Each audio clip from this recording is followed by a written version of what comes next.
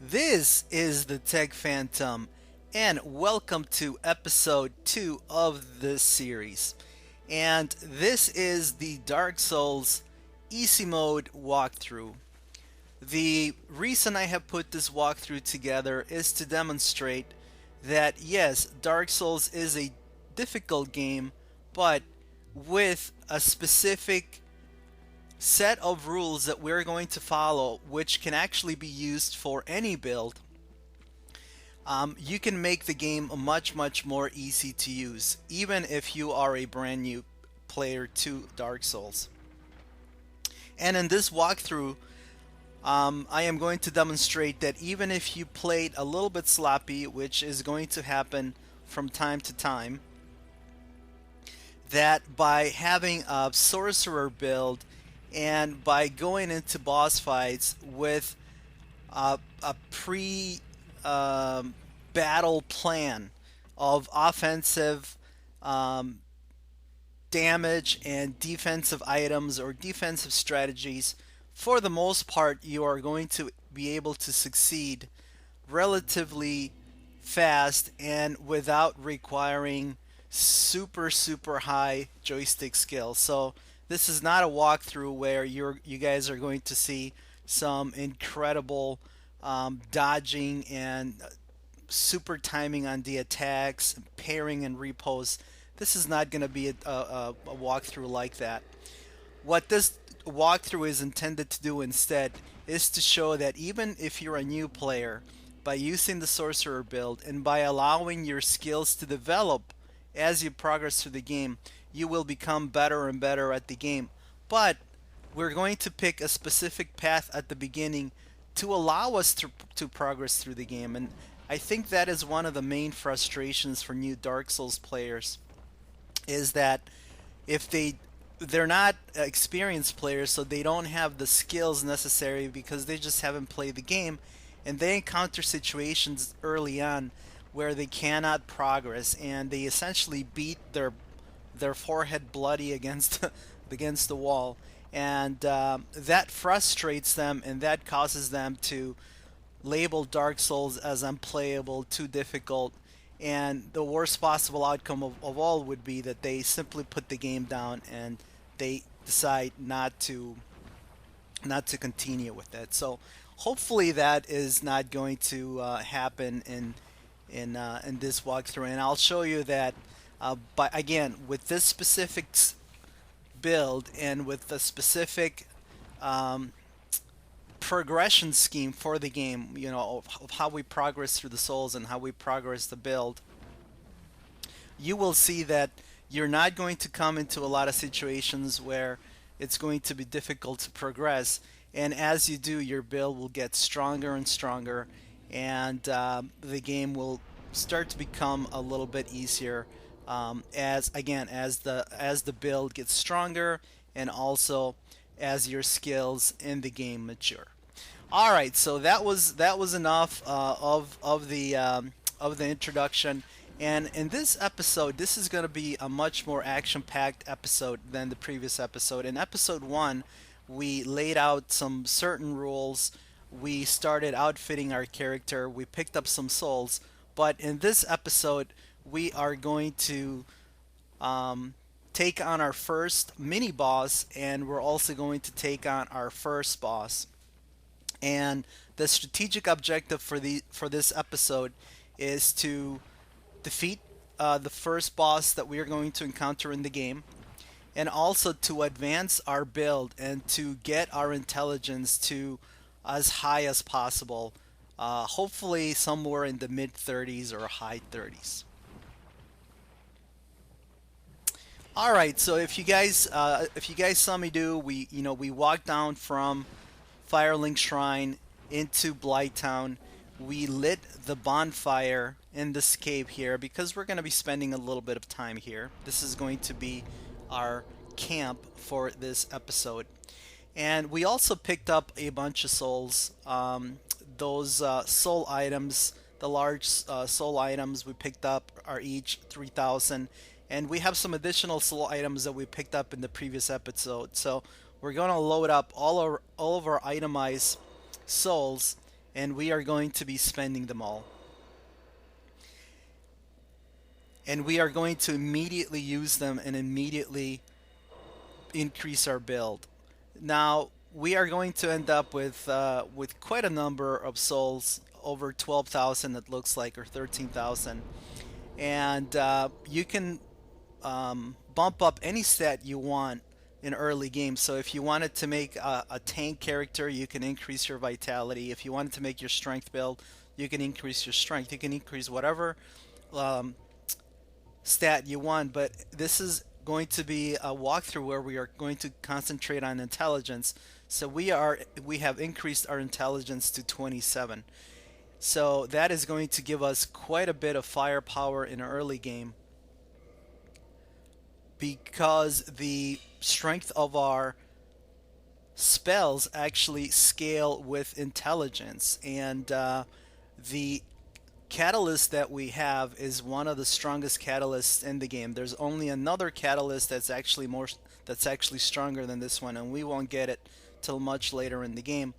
But the starting catalyst for the sorcerer is very, very strong, and as you increase your intelligence, its magic adjust, which determines how much damage it will do, will continue to increase higher and higher and higher, given our spells, even the most basic spells, some um, pretty high damage output.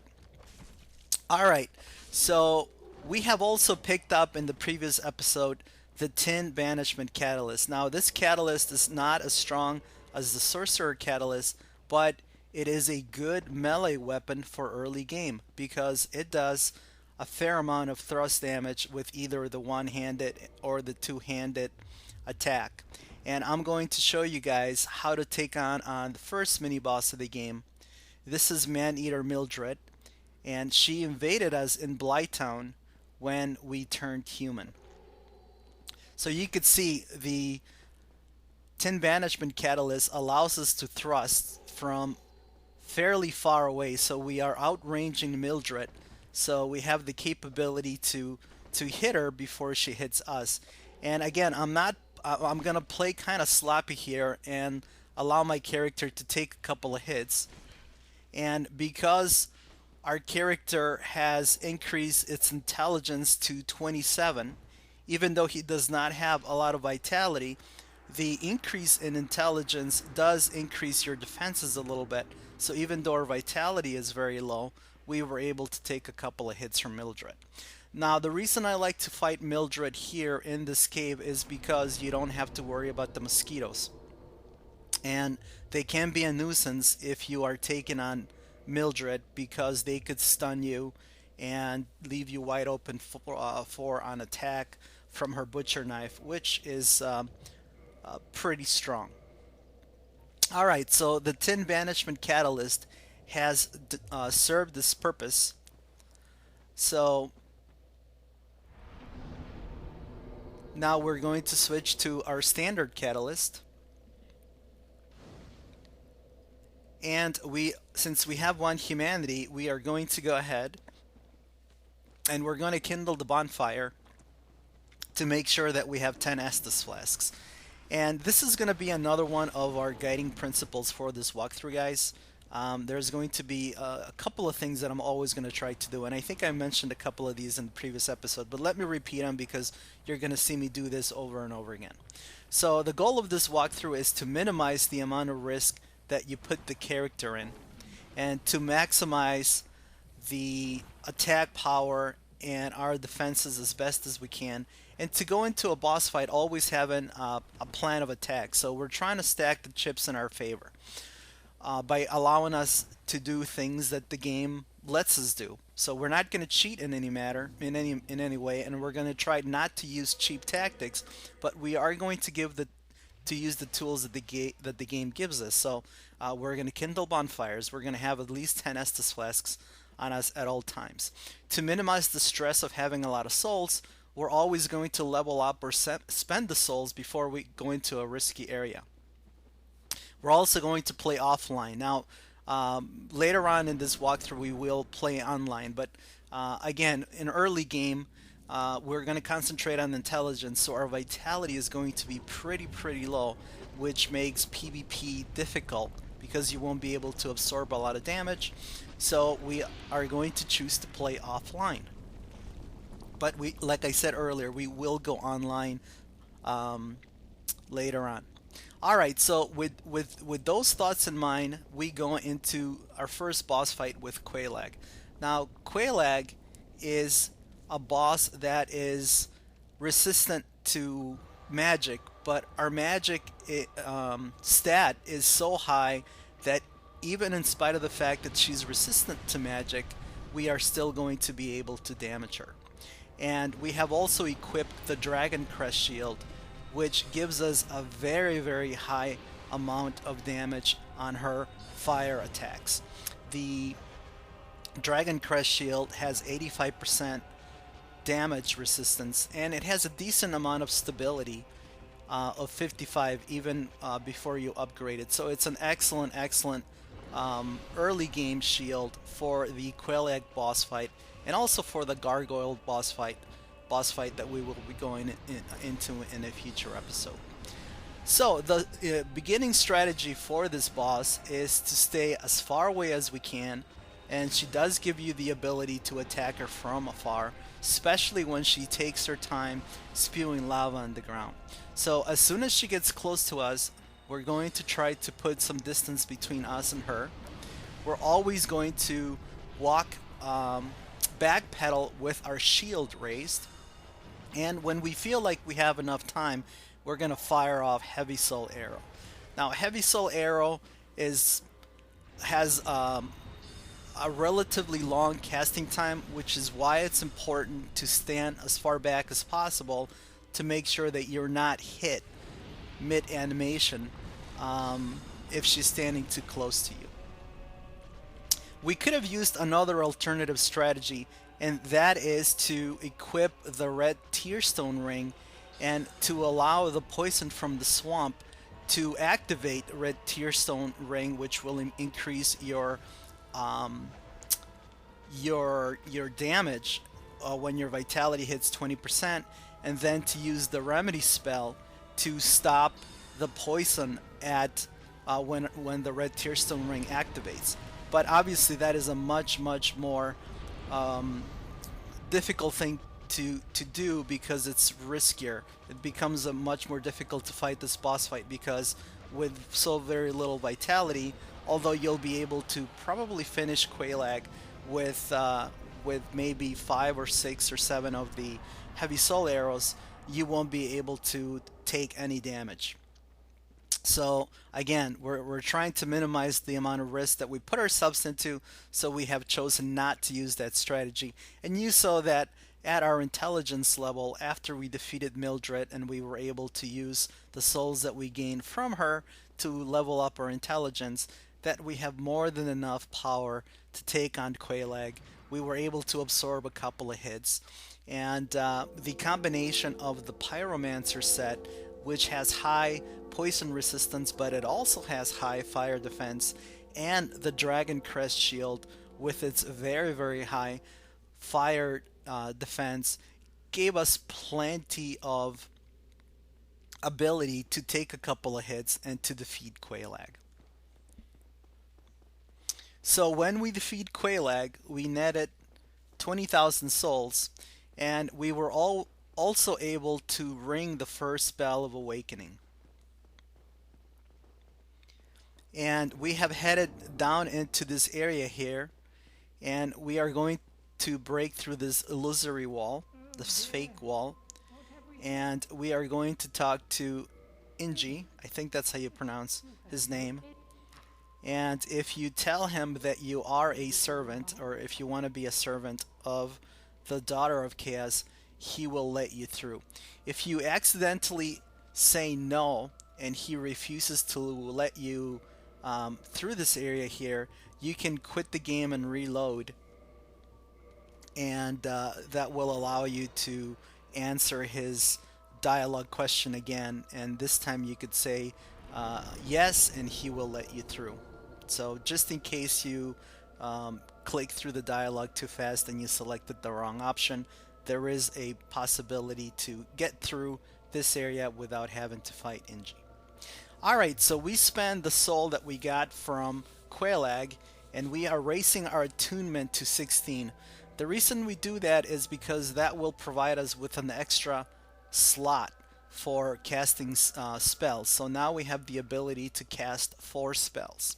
And then we spend the rest of our souls on intelligence, and you saw that our intelligence level is now at 37. Now we are going to concentrate on intelligence, and we are going to take our intelligence up to 50 as quickly as we can. So we are going to prioritize intelligence above everything else. But at 37, you are essentially able to cast most of the spells in the game, even the high level spells. So even though we are early here, in early game, we have already gained the ability to cast most of the spells in the game. Now it's just a matter of finding them and equipping them so that we are able to use them. Alright, so I was just back in that area with Ceaseless Discharge. And it is possible to cheese Ceaseless Discharge. It's possible to go into that boss fight, and if you guys search my channel, there are many videos where I show you how to essentially trick Ceaseless into killing himself. And it is actually possible to do that in early game, but there is a small chance that if you're standing in the wrong spot, there is an AoE attack that he does at the very end of that cheese run that could kill you.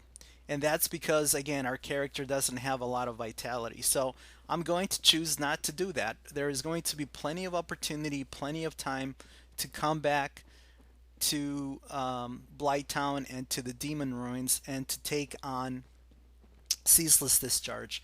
If you want to try to do it, you can, but again, I've decided not to do it because I'm going to minimize the risk that I put myself in, and that it's the beauty of Dark Souls, that because it has branching paths, it's very rare that you come to a situation where you absolutely have to fight a boss in order to progress, and there's a couple of Nexus paths, points like that. For the most part, the game is an open world and allows you to play it and to face the bosses pretty much in any order that you want. And that is one of the main things that we are going to take advantage of in this walkthrough, is that we are going to pick a specific path through the bosses to allow us to increase our build as much as we can while minimizing the risk. Alright, so it is now time to walk out of Blight Town. And in some cases, walking out of Blight Town is actually very, very difficult. And that's because you are going to have to dodge a whole bunch of dart throwers. And they can make you toxic. And in early game, you probably will not have the right grasses to cure toxin. And if you do, you would have had to go to a specific area in the game to pick up that that item, or you would have to buy it, and you would have had to unlock a shortcut in order to do that. But it's quite easy for us to walk out of Blight Town, and that's because of the remedy spell. So you saw me take a hit from the toxic dart thrower, and I became toxic, and my vitality rate started decreasing at an alarmingly high rate, much higher than if you would have been poisoned, because toxicity is much stronger than poison in Dark Souls. But I really was not very concerned, and that's because of the remedy spell. And that was one of the reasons why we picked up the remedy spell in the previous episode. That was one of our main objectives in episode number 1, to pick up the Tin Banishment Catalyst to give us a little bit of melee damage, and also to pick up the remedy spell. And you saw there how useful the remedy spell proved, because we really didn't have anything to worry about in the swamp. If we became poisoned in the swamp, we waited until we were in a dry area and we cast remedy, and when we became toxic by the dart throwers, again, we just waited for a safe area and we quickly cast remedy, and off we went. All right, so now it is time to test just how strong our build has become. And we have so far we have put most of our um, level ups into intelligence, and we are at 37. And here is this Undead Dragon, which in early game is a very, very difficult boss because he has quite a bit of vitality. He also has a spew attack that can poison you and make you toxic. And if you get close to him, he will swipe at you, and he does a huge amount of damage. And in early game, if you have a character that doesn't have strong armor and doesn't have a lot of vitality, it's typically going to be a one-shot kill for you. You will be one shot. But we have found this little ledge above the Undead Dragon, and we are just going to unload with Heavy Soul Arrow. And he is dead. And we have gotten a dragon scale, which is going to be very useful in the future. And we also got 3,000 souls. So I guess welcome to easy mode, guys.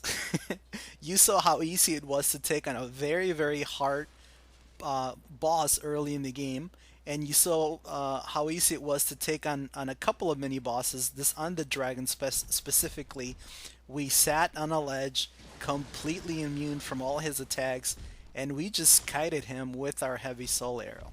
Now it's possible to do some of these range tactics with arrows, but you need to have obviously you would have had to concentrate on dex, and you would have had to upgrade your bow to a very high level before you could do something like this. It's much easier to do it with sorcery because the catalyst doesn't need to be upgraded. Unlike weapons, do scale, give you the ability to scale with your stats, but they also must be upgraded. Not so with the catalyst. The catalyst is as good as it's going to get as soon as you find it. And you just need to increase your intelligence and its magic adjust, its ability to how strong the spells are that you can cast with that catalyst are determined by the magic adjust. The magic adjust will just simply scale with intelligence. So as you become more intelligent, as your sorcery build develops, your catalyst will automatically become stronger and stronger, and will become your best friend basically by the end of the game. I guess one little tidbit that I wanted to say too is that I have named this character Esmeralda, and that's a little throwback to a TV show. And if any of you guys know what I'm talking about, put it down in the comments, and in the next episode, I'll tell you where the Esmeralda reference came from, and let's see if any of you guys know. I'm dating myself a little bit by that reference and by that name, but wanted to see if any of you guys got that reference with the fact that I named this character this very, very strong sorcerer Esmeralda. All right, so we are in Darkroot Basin, and we avoided a Black Knight. It's possible to kill him in early game, but again, there's no reason to put ourselves into risk. We don't have the right equipment to kill him quickly. So we decided to let him live and move on. Instead, we are just picking up some additional souls. We picked up a bow, the long bow, which will come in handy for a boss fight much later in this walkthrough.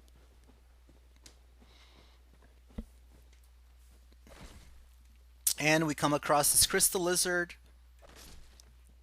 and thanks to the tin banishment catalyst, we were able to take care of the crystal lizard pretty quickly. And if you notice, I did switch from the sorcerer catalyst to the tin banishment catalyst, and that's because we are coming up to an area here with some enemies. And this is why I like this catalyst. Look how easy it is to take care of these enemies in melee. You two-hand the weapon, you put up your shield, let their first attack bounce off of it, and then you can either fire soul arrow at them, or what's actually faster, if you can time the attack right, is to two-hand the weapon and just poke them a couple of times, and they'll go down. And it's really amazing. The Tin Banishment Catalyst can be used as a melee weapon in early game, and it's actually very, very effective. As a matter of fact, it's possible to clear the path all the way up to the gargoyles, and even to take on Lautrec with melee with the Tin Banishment Catalyst. If you happen to dodge your attacks, if you dodge his attacks properly and you time your attacks properly.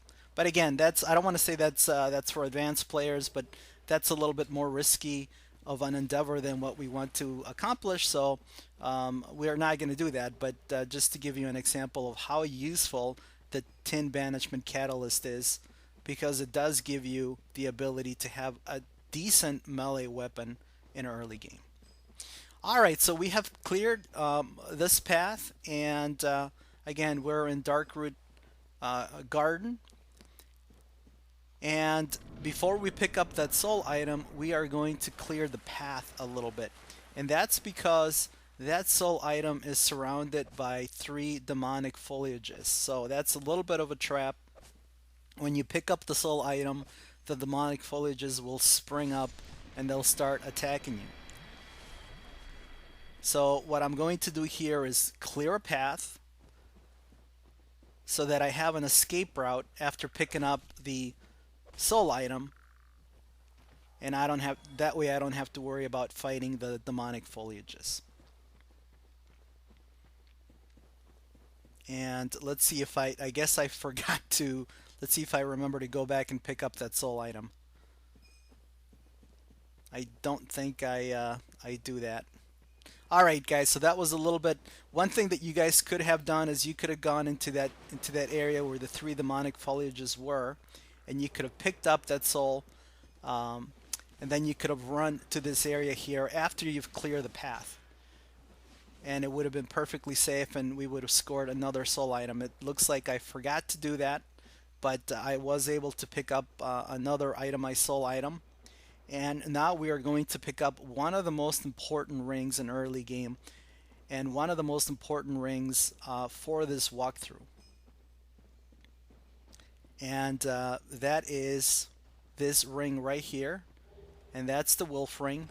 Now there is a stone knight behind me, so I'm just going to quickly just jump out of the way, and I don't have to worry about the demonic foliages because I beat them previously and I didn't rest at any bonfire. So let me talk a little bit about the wolf ring. The wolf ring is going to increase your poise. And poise is very, very important in Dark Souls because it allows you to finish an animation. It prevents stunning when you are hit. And this is critical in early game. Typically in early game, if you wanted to have poise, you would have to put on heavy armor. First of all, you'd have to find poise that has you'd have to find armor that has poise, and then you would have to put it on. And that will typically cause you to lose fast roll. And we are going to try to maintain fast roll as much as possible in this walkthrough, simply because it's just a faster way to get through the game. It allows you to dodge enemies more easily. The wolf ring gives us the ability to maintain fast roll and at the same time have high poise. So we are going to have it on for a lot of this walkthrough. Alright, so I have also used a couple of itemized soul items, and I have purchased the weapon smith box, which will allow me to upgrade weapons.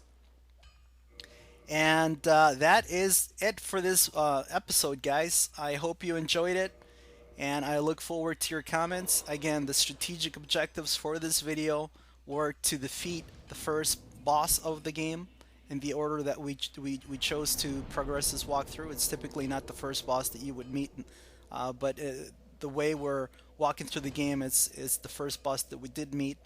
So we achieved that objective, and the second goal was to have as much intelligence as we could, and we achieved that.